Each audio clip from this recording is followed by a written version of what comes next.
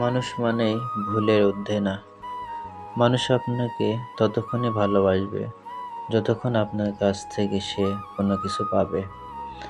আর যখন থেকে আপনার কাছ থেকে কিছু পাবে না, তখনই আপনার বদনাম শুরু। আসলে সবাই তো ভালো বন্ধু হতে পারে না।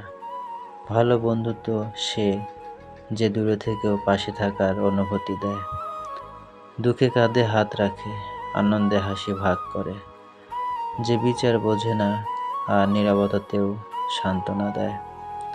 বন্ধু না থাকলে জীবনটার রং হারিয়ে ফেলে, কারণ বন্ধু তো হৃদয়ের সবচেয়ে সুন্দর অধ্যায়।